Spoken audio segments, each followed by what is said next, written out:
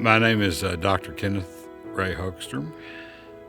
I'm a PhD in physics. You know, how I ended up in medical physics is an interesting pathway. When I completed my PhD in 1976, there were very few jobs available in academic physics.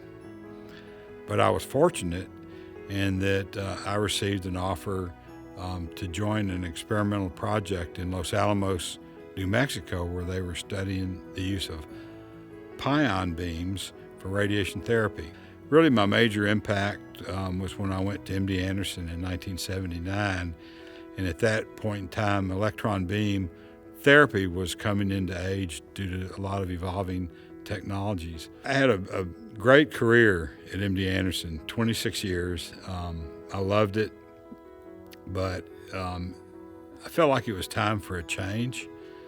And there was a lot of new opportunities at LSU for me. But I think that one of the things that drove me a lot was that my wife was a native Louisianan and graduate of LSU. And I also have ancestors that are from Louisiana. And so I felt like it was an opportunity to help develop a good medical physics workforce, not only nationally, but for the state of Louisiana. The other thing that drew me was that several of my colleagues that I had previously worked with at MD Anderson were at the Mary Bird Perkins Cancer Center, and that included the president, Todd Stevens, as well as multiple radiation oncologists. And so it seemed like everything was aligned, pointing me due east from Houston. In the mid-2000s, Dr. Hogstrom called me out of the blue and said, hey, Todd, let's build an unbelievably incredible medical physics program in Baton Rouge with LSU. And I said, I'm in. Let's figure out how to do it. As chair of the Department of Physics and Astronomy, what really inspired me about Dr. Hogstrom was his leadership skills. He, in his time at LSU, he was not only head of the medical physics program, but also head of medical physics at Mary Bird Perkins. He basically was doing two jobs and managing two different teams of people, and everyone respected him, and he was very effective in how he led both teams simultaneously. People wonder, what's important about teaching a student to become a good medical physicist? And it involves teaching them physics, and that seems to be a given.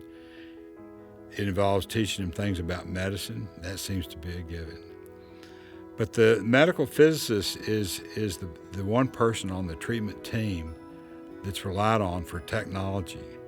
They have the ability to think in a quantitative sense. And so as an instructor and teacher, I felt like I needed to do my best to communicate as much knowledge as possible. But I think more importantly, as a mentor on the research, my job was to challenge the student and make them push to their fullest extent. Leadership requires somebody, I think, to be extremely humble. Dr. Hogstrom never set out to impress anybody. He never set out to win awards. He set out to make a difference because he sees the future and he sees his role in it, but he sees his role in it through others and helps guide them through his knowledge and his work towards a future that's better for everyone. Ken Hogstrom has changed the world.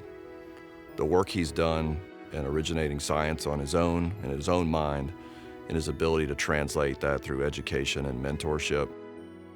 People all over the world use his work and the work that he manifests through his education and mentorship programs to take care of cancer patients. When I retired, the Cancer Center asked what they could do for me. And I told them that what I'd like to do is for them to provide some matching funds. And we now have a endowed fellowship that funds a master's or PhD graduate student each year to develop a world-class medical physics program that would produce excellent graduates to support medicine.